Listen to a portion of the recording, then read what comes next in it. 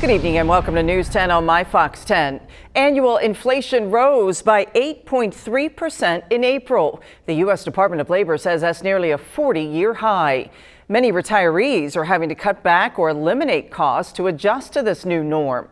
New for you tonight at 10, Kit Hanley has more on the experience of a retired teacher who's taking steps to make sure her money lasts.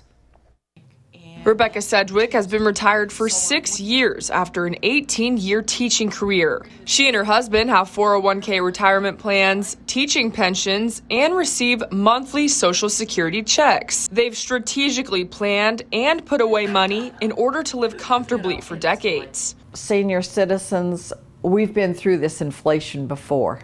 We know how it works. Now, with their discipline and diligence over the years, the rising costs haven't impacted their wallets as much as it has their behavior. We think twice, perhaps, before we buy the larger size of something. Come trash day, we don't throw out as much as we once did. Sedgwick tells me even though things aren't bad right now, that doesn't mean she doesn't have her worries about the future. At 40, you think you're going to have plenty of money.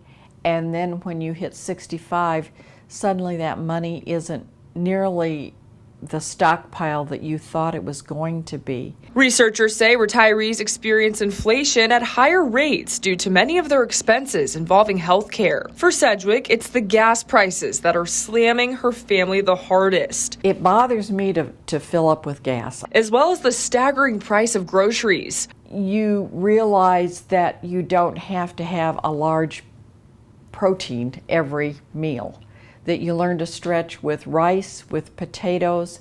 Sedgwick tells me if she ever had to go back to work part-time, it would be doing something she enjoys, something social and light. But she hopes that never becomes a reality. Reporting in Terre Haute, Kit Hanley, News 10.